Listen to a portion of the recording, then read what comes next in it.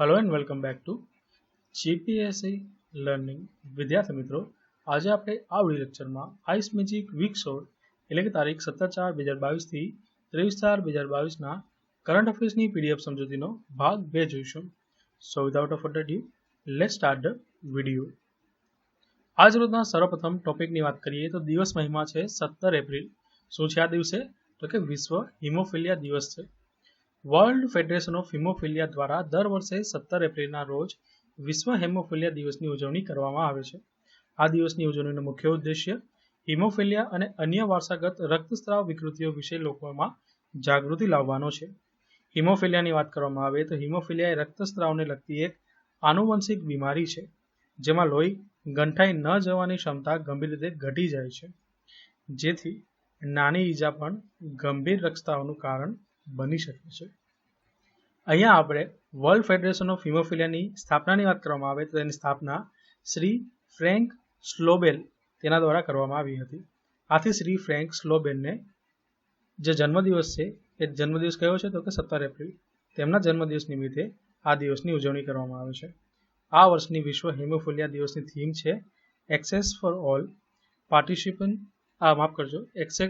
Access for all partnership policy progress engaging your government, integrating inherited bleeding disorder into national policy.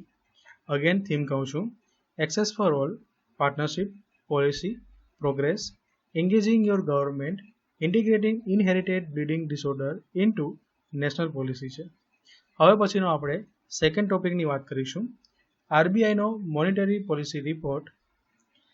RBI એટલે કે ભારતીય reserve બેન્કે તાજેતરમાં April 2022 માટે એમપીઆર એટલે કે મોનિટરી પોલિસી રિપોર્ટ બહાર પાડ્યો છે.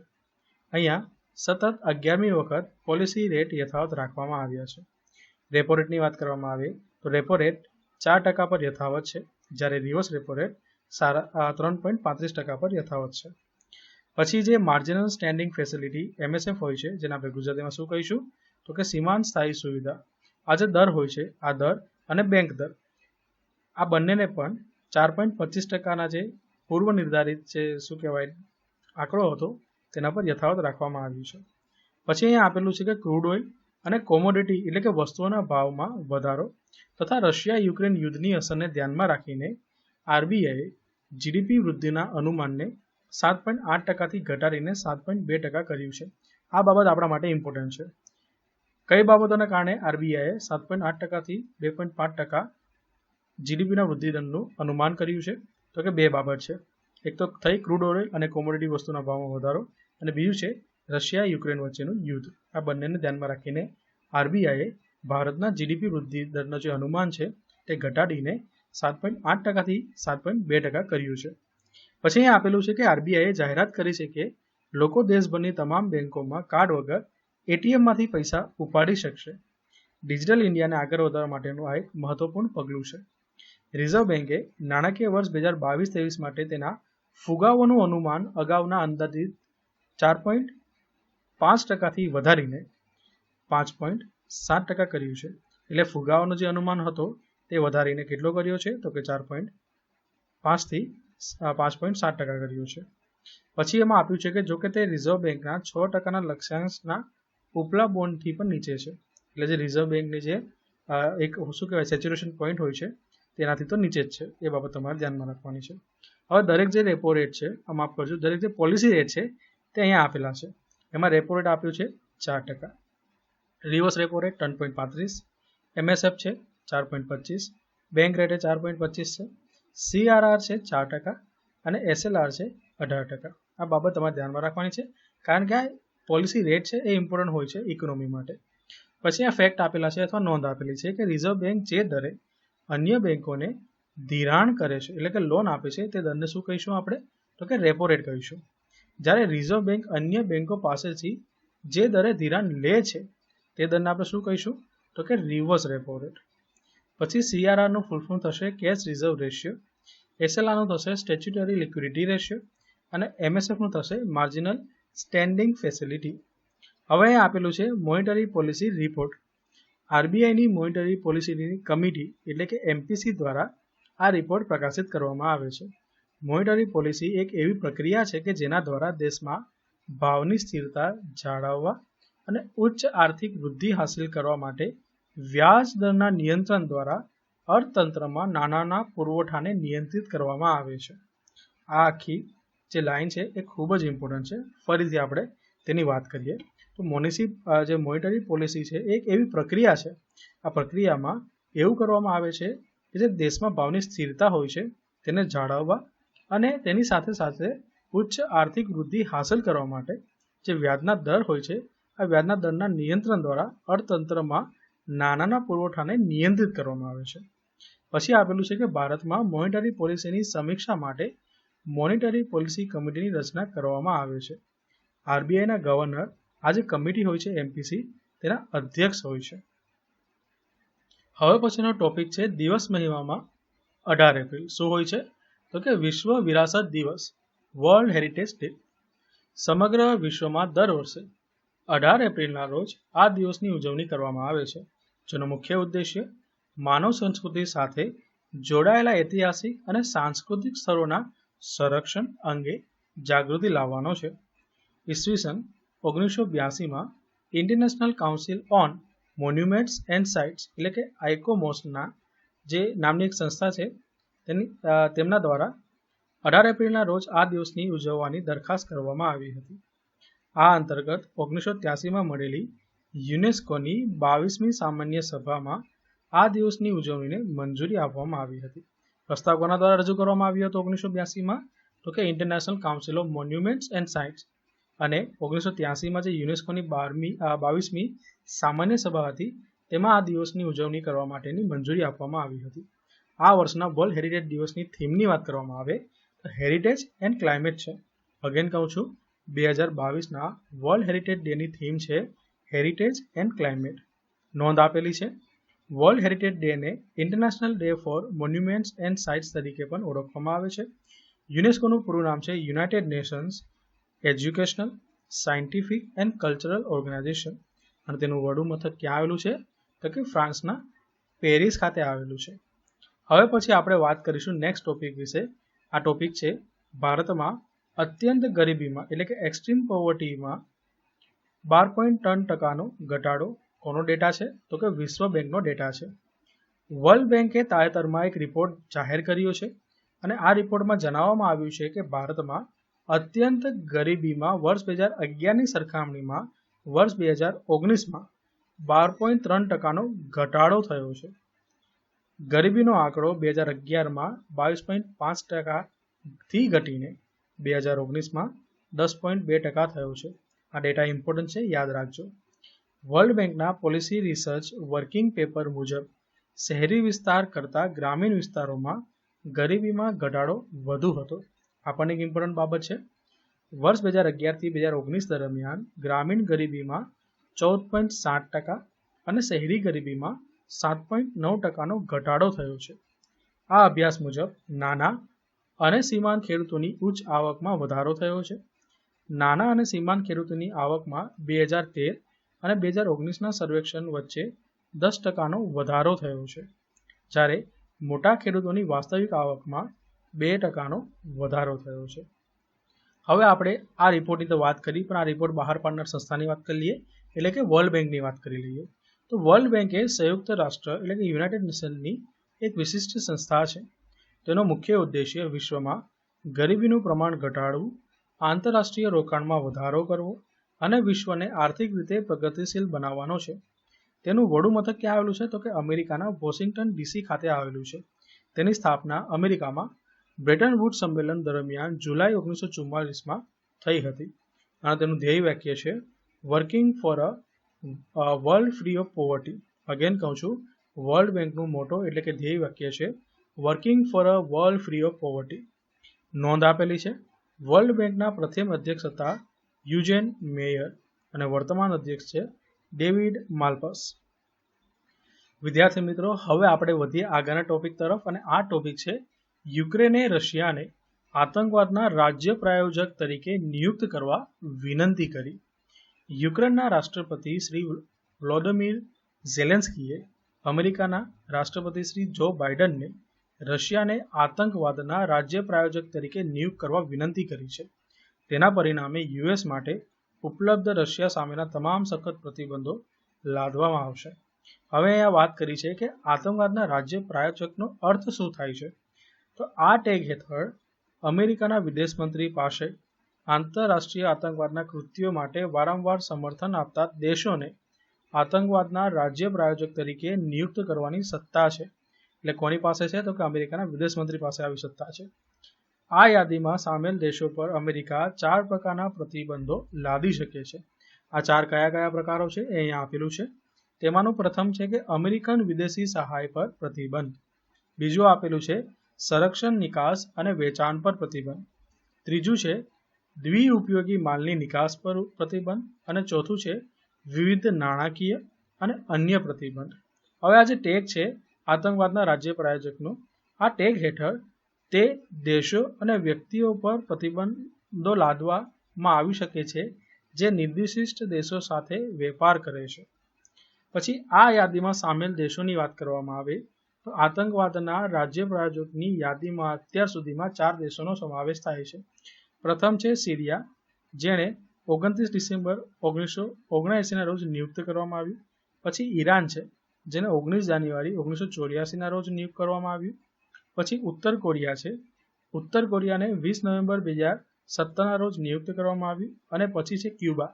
ક્યુબાને 12 જાન્યુઆરી 2021ના રોજ આતંકવાદના પ્રાયોજક તરીકે ફરીથી નિયુક્ત કરવામાં આવ્યું હતું. હવે આ ટેગ જે છે આતંકવાદના પ્રાયોજક દેશનો, આ ટેગની અસર શું થાય છે? તો આ ટેગ દેશને એકવાર આપવામાં આવે તો તેની નાણાકીય વ્યવસ્થાને નુકસાન થઈ શકે છે. અમેરિકામાં હાજર જે તે દેશની સંપત્તિઓ ફ્રીઝ કરી શકાય છે.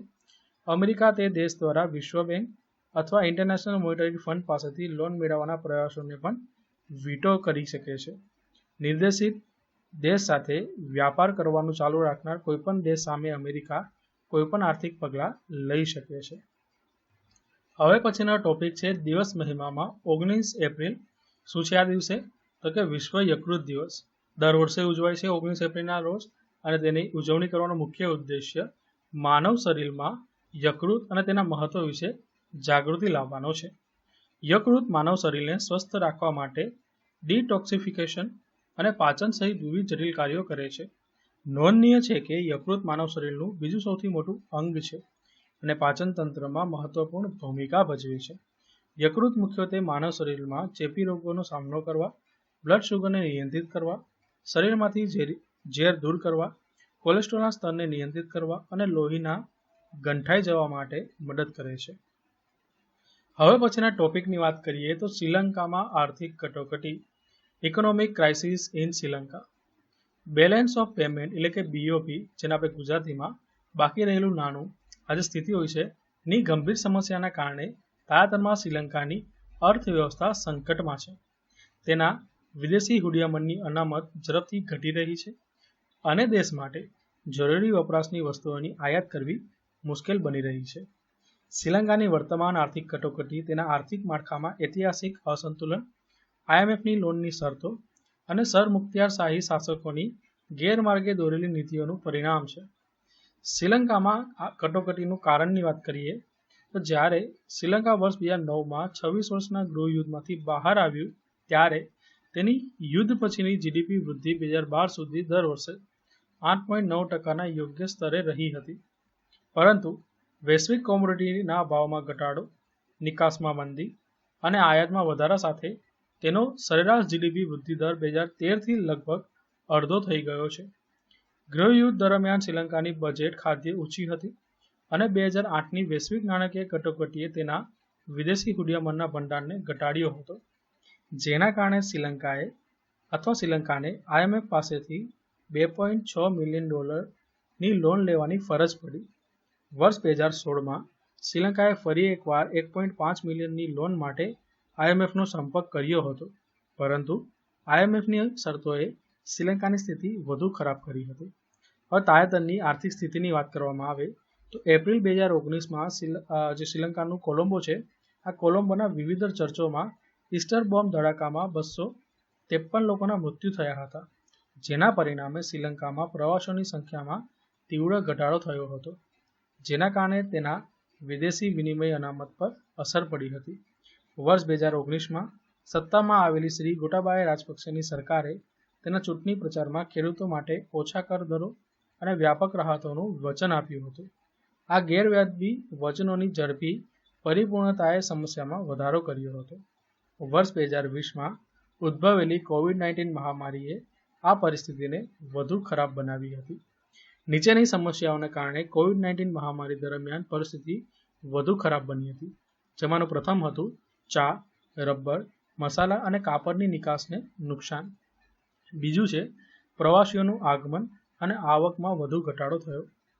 ત્રીજું છે સરકારી ખર્ચમાં થયેલા વધારાને કારણે વર્ષ 2020-21માં રાજકોષીય ખાદ્ય 10%થી વધી ગઈ અને દેવું અને જીડીપી રેશિયો એટલે કે ડેપ ટુ જીડીપી રેશિયો 2019માં 94%થી વધીને 2021માં 119% થઈ ગયો. હવે પછીનું આપેલું છે કે શ્રીલંકામાં ખાતર પર પ્રતિબંધ. વર્ષ 2021માં શ્રીલંકાની સરકારે તમામ ખાતરની આયાત પર સંપૂર્ણપણે પ્રતિબંધ મૂક્યો અને રાતોરાત શ્રીલંકાને 100% ઓર્ગેનિક ફાર્મિંગ દેશ બનાવવાની જાહેરાત કરી. રાતોરાત જૈવિક ખાતર તરફ આગળ વધવાના આ પ્રયોગે ખાદ્ય ઉત્પાદનને ગંભીર અસર કરી. પરિણામે શ્રીલંકાના રાષ્ટ્રપતિએ ખાદ્ય પદાર્થોની વધતી કિંમતો, ચલણનું અવમૂલ્યન ચાલુ રાખવા અને વિદેશી હુંડિયામણના ભંડારને ઝડપથી ઘટાડવા માટે દેશમાં આર્થિક કટોકટી જાહેર કરી હતી. રાસાયણિક ખાતરો અને જંતુનાશકો પર આપત્તિજનક રાતોરાત પ્રતિબંધ, વિદેશી હુંડિયામણની તંગી સાથે ખાદ્ય પદાર્થોના ભાવમાં વધુ વધારો થયો હતો.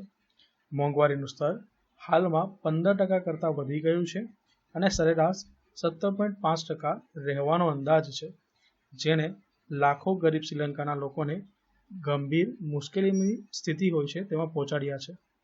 પછી અહીં આપ્યું છે કે ભારતની મદદ કઈ રીતે થઈ ગઈ એમાં. તો ભારત શ્રીલંકાને જાન્યુઆરી 2022થી નોંધપાત્ર આર્થિક સહાય પૂરી પાડી રહ્યું છે. વર્ષ 2022ની શરૂઆતથી ભારત દ્વારા $1.4 મિલિયન વધુની રાહત આપવામાં આવી રહી છે, જેમાં $400 મિલિયન ચલણની અદલાબદલી, $500 મિલિયન લોન મુલતવી અને ઇંધણની આયાત માટે $500 મિલિયન લાઇન ઓફ ક્રેડિટનો સમાવેશ થાય છે. આ ઉપરાંત તાજેતરમાં ભારતે અભૂતપૂર્વ આર્થિક સંકટનો સામનો કરી રહેલા શ્રીલંકાને $1 મિલિયન ટૂંકા ગાળાની રાહત લોનને પણ મંજૂરી કરી છે. હવે પછીનો ટોપિક છે ગુજરાત ખાનગી યુનિવર્સિટી સુધારા બિલ 2022. તાજેતરમાં ગુજરાતની વિધાનસભામાં ગુજરાત ખાનગી યુનિવર્સિટી સુધારા bill 2022, Gujarat private university reform bill 2022 સર્વાનુમતે પસાર કરવામાં આવ્યું છે. આ બિલ પસાર થયા બાદ ગુજરાતમાં હવે વધુ 11 નવી ખાનગી યુનિવર્સિટી સ્થાપવામાં આવશે. આ બિલ ગુજરાતના શિક્ષણ મંત્રી શ્રી જીતુભાઈ વાઘાણી દ્વારા રજૂ કરવામાં આવ્યું છે. આ જે બિલ છે તેમાં સમાવિષ્ટ 11 નવી યુનિવર્સિટી કઈ કઈ હશે? તેમાંની પ્રથમ છે Gandhinagar university Gandhinagar, Sant Kabir institute of professional studies KIPS Ahmedabad, Swaminarayan university Gandhinagar, doctor Subhash university Junagadh, સ્ટ્રાન્ડ સ્ટેડિયા university Ahmedabad, MK university Patan, Vidyadeep university Surat, Adani university Ahmedabad, Maganbhai Adenwala Mahagujarat university Kheda, Lok Bharati university for rural innovation Sanosara Bhavnagar અને 11મી હશે નોબલ યુનિવર્સિટી જુનાગઢ. નેક્સ્ટ ટોપિકની વાત કરીએ તો શ્રી મનોજ પાંડે ભારતીય આર્મીના નવા વડા બનશે. તમે શ્રી મનોજ પાંડેને અહીંયા જોઈ શકો છો. લેફ્ટનન્ટ જનરલ શ્રી મનોજ પાંડેની ભારતીય સેનાના નવા વડા એટલે કે ચીફ ઓફ આર્મી સ્ટાફ તરીકે નિયુક્તિ કરવામાં આવી છે. તેઓ આ પદ 1 મે 2022થી સંભાળશે. તેઓ કોનું સ્થાન લેશે તો કે મનોજ મુકુંદ નરવાણેનું સ્થાન લેશે કે જેઓ 30 એપ્રિલના રોજ નિવૃત્ત થઈ રહ્યા છે. લેફ્ટનન્ટ જનરલ શ્રી મનોજ પાંડેએ ઘણી વિશેષ સૈન્ય કાર્યવાહીમાં ભાગ લીધો છે. તેઓ હાલમાં ભારતીય સેનાના નાયબ વડા છે. શ્રી મનોજ પાંડેની વાત કરવામાં આવે તો તેમનો જન્મ મહારાષ્ટ્રના નાગપુર ખાતે 6 મે 1962ના રોજ થયો હતો. તેઓએ Indian military academy IMA Dehradun અને નેશનલ ડિફેન્સ એકેડમી NDA ખડકવાસલાના ભૂતપૂર્વ વિદ્યાર્થીઓ છે. 1982માં IMAમાંથી પાસ આઉટ થયા બાદ તેમને કોર્પ્સ ઓફ એન્જિનિયર્સમાં આર્મી ઓફિસર તરીકે કમિશન આપવામાં આવ્યું હતું. તેમણે જમ્મુ અને કાશ્મીરમાં નિયંત્રણ રેખા પર ઓપરેશન પરાક્રમ દરમિયાન પ્લાનવાલા સેક્ટરમાં એન્જિનિયરિંગ રેજિમેન્ટનું નેતૃત્વ કર્યું હતું. આર્મી સ્ટાફના વાઇસ ચીફ બનતા પહેલા તેઓ ઈસ્ટર્ન કમાન્ડના કમાન્ડિંગ ઓફિસર અને અંદમાન નિકોબાર કમાન્ડના કમાન્ડર ચીફનું પણ પદ સંભાળી ચૂક્યા છે. તેમની સેવાઓ બદલ તેમને પરમ વિશિષ્ટ સેવા મેડલ, અતિ વિશિષ્ટ સેવા મેડલ, અને વિશિષ્ટ સેવા મેડલ વગેરેથી નવાજવામાં આવ્યા છે. શ્રી મનોજ પાંડે ભારતીય આર્મીના 29મા વડા બન્યા છે. ઇમ્પોર્ટન્ટ બાબત છે, આ વસ્તુ યાદ રાખજો. મનોજ પાંડે ભારતીય આર્મીના 29મા વડા બન્યા છે. હવે પછીની આપણે ટોપિક છે સ્પેસ એક્સે અમેરિકાનો જાસૂસી ઉપગ્રહ NROL-85 લોન્ચ કર્યો. 17 એપ્રિલ 2022ના રોજ કેલિફોર્નિયાના વેડનબર્ગ સ્પેસ ફોર્સ બેઝ પરથી સ્પેસએક્સ ફાલ્કન 9 રોકેટ દ્વારા યુએસ નેશનલ રિકોન્સન્સ ઓફિસ NRO જાસૂસી ઉપગ્રહને ભ્રમણકક્ષામાં છોડવામાં આવ્યો હતો. એની તસવીર તમે અહીંયા જોઈ શકો છો. NROL-85 નામનો ઉપગ્રહ આ વર્ષે એજન્સીનું બીજું મિશન હતું. આ પ્રક્ષેપણ પછી રોકેટનો પ્રથમ તબક્કો ઉપલા સ્ટેજથી અલગ થઈ ગયો હતો અને પૃથ્વી પર પાછો આવ્યો હતો. તે 114મું બૂસ્ટર હતું જે સ્પેસએક્સ દ્વારા સફળતાપૂર્વક પુનઃપ્રાપ્ત કરવામાં આવ્યું હતું. NROL-85 એ સ્પેસએક્સના ફાલ્કન 9 રોકેટ બૂસ્ટરનો પુનઃ ઉપયોગ કરતું પ્રથમ NRO મિશન છે. વર્ષ 2019માં સ્પેસએક્સને NROL-87 અને NROL-85 લોન્ચ કરવા માટે યુએસ એરફોર્સ તરફથી કરાર મળ્યો હતો. હવે પછીનો આપણે ટોપિક છે ગ્લોબલ સેન્ટર ફોર ટ્રેડિશનલ મેડિસિનનો શિલાન્યાસ. તાજેતરમાં ગુજરાતના જામનગર ખાતે વડાપ્રધાન શ્રી નરેન્દ્રભાઈ મોદીએ ભારત અને WHOના સહયોગથી નિર્માણ પામનારા ગ્લોબલ સેન્ટર ફોર ટ્રેડિશનલ મેડિસિનનો શિલાન્યાસ કર્યો હતો. આ સમારોહમાં WHOના ડિરેક્ટર શું નામ છે સાહેબનું, તો કે શ્રી ટેડ્રોસ અધનમ અને મોરિશિયસના વડાપ્રધાન શ્રી પ્રવિણ જગુનાથ તથા ગુજરાતના મુખ્યમંત્રી ભૂપેન્દ્રભાઈ પટેલની ઉપસ્થિતિ હતી. WHOના ડિરેક્ટર જનરલે આ સમારોહમાં ગુજરાતમાં લોકોને શુભેચ્છા પાઠવી હતી. આ ઉપરાંત બાંગ્લાદેશના વડાપ્રધાન શ્રીમતી શેખ હસીના, ભૂટાનના વડાપ્રધાન શ્રી લોટે શેરિંગ તથા નેપાળના વડાપ્રધાન શ્રી શેર બહાદુર દેવબાએ વર્ચ્યુઅલ ઉપસ્થિતિ રહી શુભેચ્છાઓ પાઠવી હતી. હવે અહીંયા જે global centre for traditional medicine છે તેની વાત કરવામાં આવે તો WHO global centre for traditional medicine GCTM જામનગરના ગોરધનપર ગામ નજીક સ્થાપવામાં આવશે. ગ્લોબલ સેન્ટર ફોર ટ્રેડિશનલ મેડિસિનની સ્થાપનાએ WHO અને ભારત સરકારના આયુષ મંત્રાલય વચ્ચે માનવતાની સેવા કરવાની તેની જવાબદારી પૂરી કરવા માટેની ભાગીદારી છે. આગામી 25 વર્ષમાં પરંપરાગત દવા વિશ્વના દરેક પરિવાર માટે મહત્વપૂર્ણ બની જશે. આ કેન્દ્ર માટે WHO અને ભારત સરકાર દ્વારા $250 મિલિયન બજેટ રાખવામાં આવ્યું છે. વર્ષ 2024માં આ સેન્ટર સંપૂર્ણ રીતે કાર્યરત થઈ જશે. સેન્ટર કાર્યરત થાય ત્યાં સુધીમાં જામનગર સ્થિત ગુજરાત આયુર્વેદ યુનિવર્સિટીમાં એક વચગાળાની ઓફિસ ટૂંક સમયમાં કાર્યરત થશે. આ સેન્ટરમાં ભારત ઉપરાંત 138 દેશની ટ્રેડિશનલ મેડિસિન પર રિસર્ચ કામગીરી હાથ ધરવામાં આવશે. આ ઉપરાંત પરંપરાગત ચિકિત્સા પદ્ધતિના અભ્યાસ, સંશોધન, ચિકિત્સા પદ્ધતિઓ ઉપર માનવ કલ્યાણના ઉપયોગમાં આવે એ માટે આ કેન્દ્રમાં કામગીરી હાથ ધરવામાં આવશે. વડાપ્રધાન શ્રી નરેન્દ્રભાઈ મોદીએ GCTMના સફળતા અમલીકરણ માટે 5 લક્ષ્યાંકો નક્કી કર્યા છે, જે આ મુજબ છે. તેમાંનો પ્રથમ છે કે ટેકનોલોજીનો ઉપયોગ કરીને પરંપરાગત જ્ઞાન પ્રણાલીઓ ડેટાબેઝ બનાવવો. GCTM પરંપરાગત દવાઓના પરીક્ષણ પ્રમાણપત્ર માટે આંતરરાષ્ટ્રીય ધોરણો બનાવી શકે, જેથી આ દવાઓમાં વિશ્વાસ વધે. GCTM એક પ્લેટફોર્મ તરીકે વિકસિત થવું જોઈએ, જ્યાં પરંપરાગત દવાઓના વૈશ્વિક નિષ્ણાતો એકસાથે કામ કરે અને અનુભવ શેર કરે. GCTM એ પરંપરાગત દવાઓના ક્ષેત્રમાં સંશોધન માટે ભંડોળ એકત્ર કરવું જોઈએ અને GCTM એ ચોક્કસ રોગોની સર્વગ્રાહી સારવાર માટે પ્રોટોકોલ વિકસાવવા જોઈએ, જેથી દર્દીઓ પરંપરાગત અને આધુનિક દવાઓ બંનેમાંથી લાભ મેળવી શકે છે. હવે અહીંયા આપેલું છે કે GCTMની જે સ્થાપના છે તેનો હેતુ શું છે. પ્રથમ અહીંયા આપ્યું છે કે તકનીકી પ્રગતિ સાથે એકીકરણ.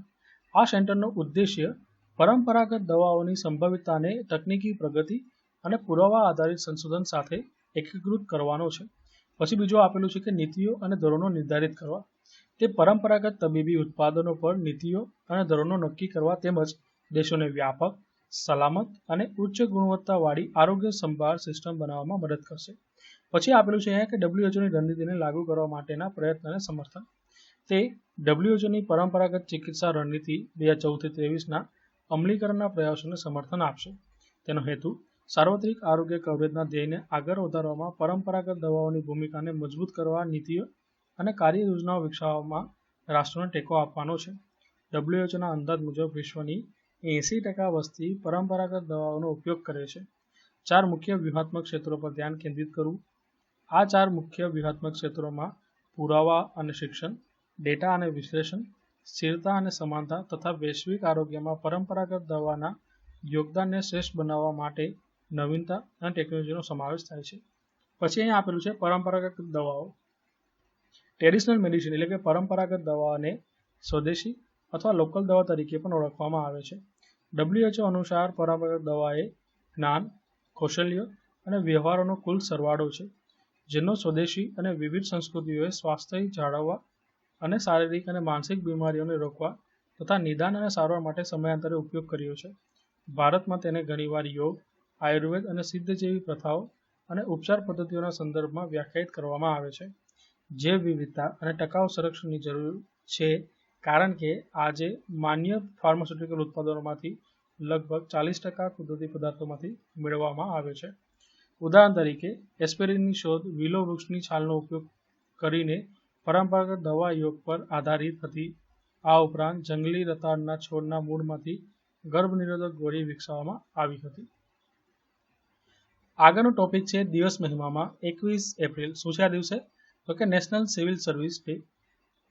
અને બીજું છે world creativity and innovation day, જેને આપણે ગુજરાતીમાં વિશ્વ સર્જનાત્મકતા અને નવીનતા દિવસ તરીકે ઓળખીએ છીએ. સર્વપ્રથમ આપણે વાત કરીશું નેશનલ સિવિલ સર્વિસ ડેની.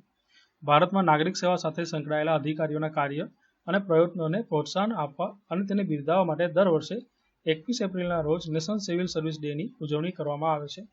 આ દિવસની ઉજવણી નિમિત્તે પબ્લિક એડમિનિસ્ટ્રેશનમાં ઉત્કૃષ્ટતા માટે વર્ષ 2006થી દર વર્ષે 3 કેટેગરીમાં પ્રધાનમંત્રી એવોર્ડ પણ એનાયત કરવામાં આવે છે. આ દિવસે એટલે કે 21 એપ્રિલ 1947ના રોજ શ્રી સરદાર વલ્લભભાઈ પટેલની નવી દિલ્હીના મેટકાફ હાઉસમાં all India administrative service training સ્કૂલના પ્રોબેશનર અધિકારીઓનું ઐતિહાસિક સંબોધન કર્યું હતું. આ અધિકારીઓને સંબોધિત કરતી વખતે સિવિલ કર્મચારીઓને તેમના દ્વારા સ્ટીલ ફ્રેમ ઓફ ઇન્ડિયા કહેવામાં આવ્યા હતા. બ્રિટિશ યુગમાં સિવિલ સર્વિસ શબ્દનો ઉપયોગ બ્રિટિશ ઈસ્ટ ઇન્ડિયા કંપનીની વહીવટી નોકરીમાં કર્મચારી માટે થયો હતો. ભારતમાં સિવિલ સર્વિસનો પાયો વોરન હેસ્ટિંગ દ્વારા નાખવામાં આવ્યો હતો, પરંતુ પાછળથી કોર્નવોલિસ દ્વારા તેમાં વધુ સુધારા કરવામાં આવ્યા હતા. આથી કોર્નવોલિસને ભારતમાં સિવિલ સર્વિસના પિતા તરીકે ઓળખવામાં આવે છે. જ્યારે શ્રી સરદાર વલ્લભભાઈ પટેલે સિવિલ સર્વિસ માટે આપેલા યોગદાનના કારણે તેમને ભારતના પેટ્રોન સેન્ટ તરીકે ઓળખવામાં આવે છે. હવે પછીનો આપણે ટોપિકની વાત કરીશું. નેધરલેન્ડ્સમાં 2022 ઇન્વિક્સ ગેમ્સનું આયોજન કરવામાં આવ્યું. 16 એપ્રિલ 2022ના રોજ નેધરલેન્ડમાં ઇન્વિક્સ ગેમ્સ 2022 શરૂ થઈ હતી. 16થી 22 એપ્રિલ દરમિયાન આ ગેમ્સનું આયોજન કરવામાં આવ્યું હતું. ઇન્વિક્સ ગેમ્સ એ પેરાલિમ્પિક્સ એવી જ આંતરરાષ્ટ્રીય રમતગમતની ઇવેન્ટ છે, પરંતુ ઘાયલ અને બીમારી લશ્કરી યુદ્ધના નિવૃત્ત સૈનિકો અને સેવા કર્મચારીઓ માટેની છે. આ ગેમ્સે કવિ વિલિયમ અર્નેસ્ટ હેનલીની કવિતા ઇન્વિક્સમાંથી પ્રેરણા લીધી હતી. 20 દેશના 500થી વધુ સ્પર્ધકો તીરંદાજી, athletics, indoor rowing, cycling, volleyball, powerlifting, wheelchair basketball, swimming અને વ્હીલચેર રગ્બીમાં ભાગ લઈ રહ્યા છે. ઇન્વિક્સ ગેમની પ્રથમ આવૃત્તિ વર્ષ 2014માં લંડનમાં યોજાઈ હતી. ત્યારબાદ 2016માં ઓર્લેન્ડો યુએસએ, 2017માં ટોરેન્ટો કેનેડા અને 2018માં ઓસ્ટ્રેલિયાના સિડનીમાં યોજાઈ હતી. હવે પછી 2023ની આ ગેમ્સનું આયોજન જર્મનીના ડેસેલ્ડોર્ફમાં થશે. નોંધ આપેલી છે, નેધરલેન્ડ્સના હેગમાં ચાલી રહેલા આ ગેમ્સ વર્ષ 2020માં યોજવાની હતી, પરંતુ કોવિડ-19ને કારણે તેને મોકૂફ રાખવામાં આવી હતી. ઇન્વિક્સ ગેમ ફાઉન્ડેશનની સ્થાપના વર્ષ 2014માં ઓપનિંગ સેરેમની બાદ કરવામાં આવી હતી. તે ગેમ્સના યજમાન શહેરોની પસંદગી કરે છે તથા નિયમો નક્કી કરવા, સ્પર્ધાનું સંચાલન, વર્ગીકરણ અને બ્રાન્ડિંગનું પણ કામ તેના દ્વારા કરવામાં આવે છે. હવે પછીનો આપણો ટોપિક છે વિશ્વનું પ્રથમ ક્રિપ્ટો બેક્ડ એટલે કે ક્રિપ્ટો સમર્થિત ક્રેડિટ કાર્ડ લોન્ચ કરવામાં આવ્યું. ક્રિપ્ટો ધિરાણકર્તા નેક્સોએ વિશ્વનું પ્રથમ crypto backed payment card launch કરવા માટે માસ્ટરકાર્ડ સાથે એક સહયોગ કર્યો છે. આ લોન્ચ નાણાકીય અને ક્રિપ્ટો નેટવર્ક દ્વારા સહયોગ કરવા માટેના પગલાંનો સંકેત આપે છે, કારણ કે ડિજિટલ સંપત્તિ વધુ મુખ્ય પ્રવાહ બની જાય છે. શરૂઆતમાં આ કાર્ડ પસંદગીના યુરોપિયન દેશોમાં ઉપલબ્ધ હશે. આનાથી વપરાશકર્તાઓને તેમની ડિજિટલ સંપત્તિ જેમ કે બિટકોઇન વેચ્યા વિના ખર્ચ કરવાની મંજૂરી મળશે, કારણ કે ડિજિટલ સંપત્તિનો ઉપયોગ ક્રેડિટને પાછા આપવા માટે કોલેટરલ તરીકે થાય છે. ક્રિપ્ટો બેક્ડ ક્રેડિટ કાર્ડનો ઉપયોગ વિશ્વભરના 92 મિલિયન વેપારીઓ જ્યાં માસ્ટરકાર્ડ સ્વીકારવામાં આવે છે ત્યાં કરી શકાય છે.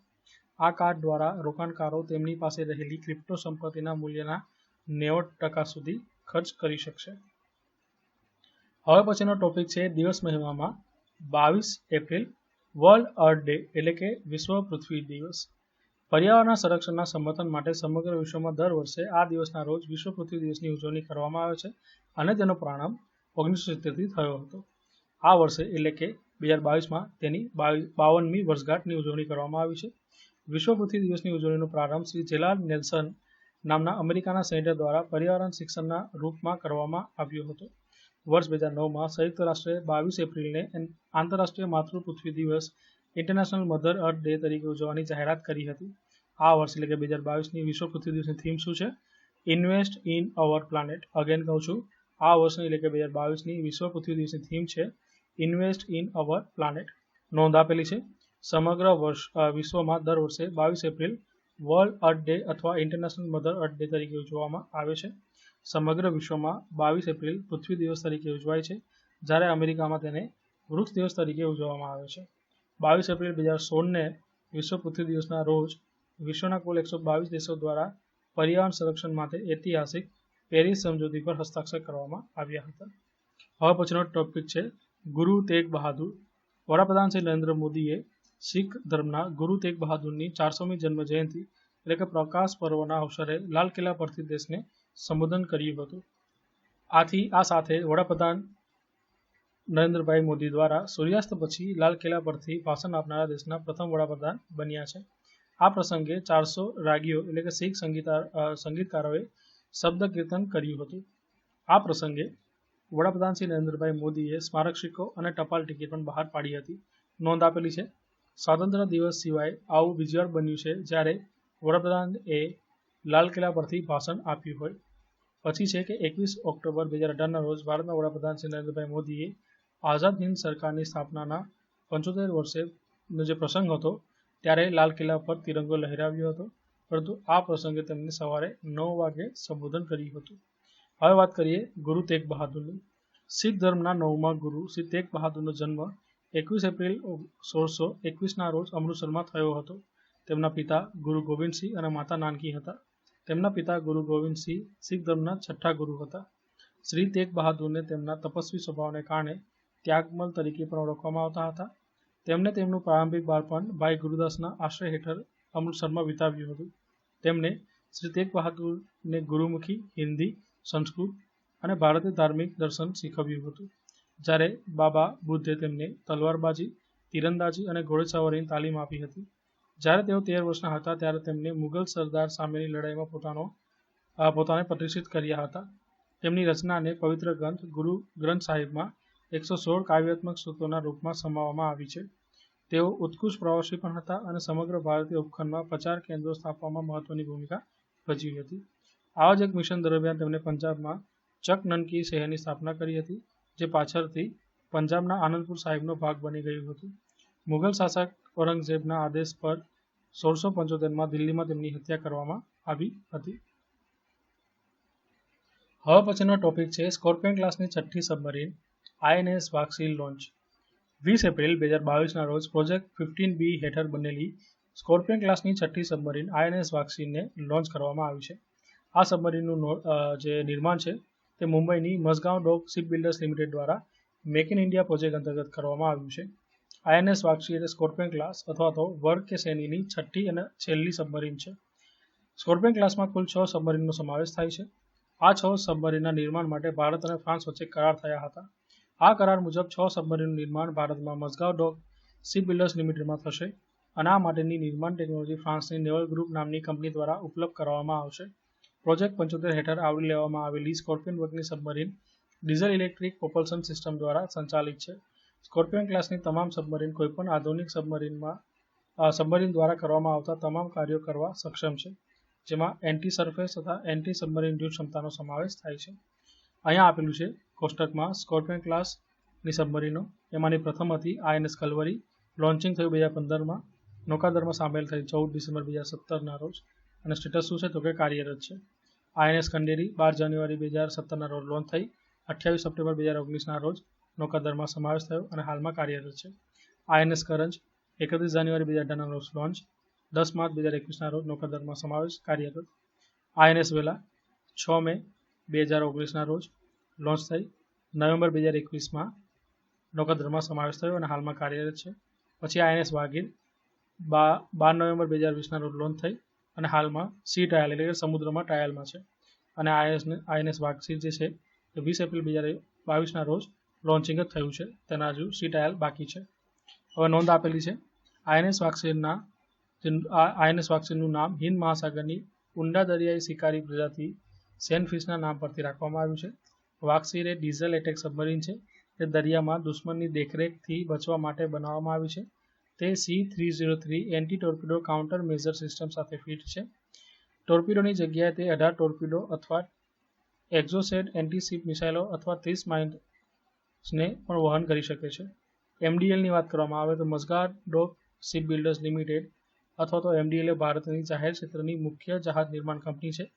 તે ભારતીય નૌસેનાની જરૂરિયાતોને પૂરી કરે છે. આ કંપની મહારાષ્ટ્રના મુંબઈના મઝગાંવ ખાતે આવેલી છે. નોંધ આપેલી છે. સ્કોર્પિયન ક્લાસની સબમરીનને અગાઉ કલોડી ક્લાસની સબમરીન તરીકે પણ ઓળખવામાં આવતી હતી. INS વાગસીરમાં INSનું પૂરું નામ થાય છે ઇન્ડિયન નેવી શિપ અથવા ઇન્ડિયન નેવલ શિપ. હવે પછીનો ટોપિક છે શ્રી અજયકુમાર સૂદ ભારત સરકારના નવા મુખ્ય વૈજ્ઞાનિક સલાહકાર બન્યા.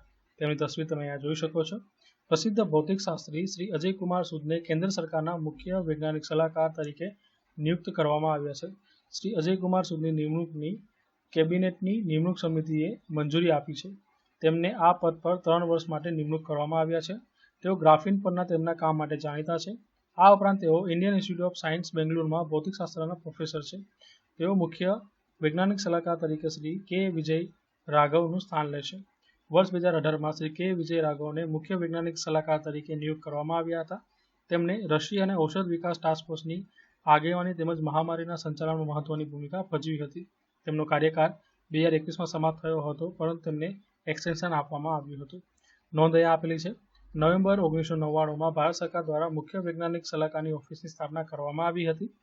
આ કાર્યાલયનો ઉદ્દેશ્ય વડાપ્રધાન અને મંત્રીમંડળને વિજ્ઞાન સંબંધિત જે બાબતો હોય છે તેમના પર વ્યવહારુ અને ઉદ્દેશ્ય સલાહ આપવાનો છે. વર્ષ 1999માં પ્રથમ મુખ્ય વૈજ્ઞાનિક સલાહકાર તરીકે ડૉક્ટર APJ અબ્દુલ કલામને નિયુક્ત કરવામાં આવ્યા હતા. પછીનો ટોપિક છે કે ભારતનો પ્રથમ કોમર્શિયલ ગ્રેડ ગ્રીન હાઇડ્રોજન ઉત્પાદન પ્લાન્ટ જોરહાટ OIL એટલે કે ઓઇલ ઇન્ડિયા લિમિટેડે આસામના જોરહાટ ખાતે ભારતનો પ્રથમ commercial grade green hydrogen plant કાર્યરત કર્યો છે. આ પ્લાન્ટ હાઇડ્રોજનનું ઉત્પાદન કરવા માટે ઓઇલ ઇન્ડિયાના 500 કિલોવોટ સોલાર પ્લાન્ટ પંપ સ્ટેશનમાંથી રિન્યુએબલ ઉર્જાનો ઉપયોગ કરશે. આસામ રાજ્યમાં હાઇડ્રોજન બસો ચલાવવા માટે ઉત્પાદિત હાઇડ્રોજન કુદરતી ગેસ સાથે ભેળવવામાં આવશે. આ નવા શરૂ કરાયેલા પાયલોટ પ્રોજેક્ટની દૈનિક ઉત્પાદન ક્ષમતા 10 કિલોની છે, જેને વધારીને 30 કિલો પ્રતિ દિવસ કરવામાં આવશે. ગ્રીન હાઇડ્રોજન અશ્મિભૂત ઇંધણને બદલવાની ક્ષમતા ધરાવે છે. આ પ્લાન્ટ 3 મહિનાના રેકોર્ડ સમયમાં કાર્યરત થયો છે. હાલના 500 કિલોવોટ સોલાર પ્લાન્ટ દ્વારા 100 કિલોવોટ એનિયન એક્સચેન્જ મેમ્બ્રેન ઇલેક્ટ્રોલાઇઝર એરેનો ઉપયોગ કરીને ઉત્પન્ન થતી વીજળીમાંથી આ પ્લાન્ટમાં ગ્રીન હાઇડ્રોજનનું ઉત્પાદન કરવામાં આવી રહ્યું છે. આ પ્લાન્ટ ઉર્જા સ્વતંત્રતા હાંસલ કરવાના દેશના લક્ષ્ય તરફનું એક મોટું પગલું છે. નોંધ આપેલી છે. ઓઇલ ઇન્ડિયા દ્વારા નેચરલ ગેસ અને ગ્રીન હાઇડ્રોજનના મિશ્રણ અને હાલના OIL ઇન્ફ્રાસ્ટ્રક્ચર પર તેની અસર અંગે IIT ગુવાહાટીના સહયોગથી એક વિગતવાર અભ્યાસ શરૂ કરવામાં આવ્યો છે. બીજું આપ્યું છે કે કંપની મિશ્રિત ઇંધણના વ્યાવસાયિક ઉપયોગનો અભ્યાસ કરવાની યોજના ધરાવે છે. હવે પછીનો ટોપિક છે global Ayush investment and innovation summit 2022.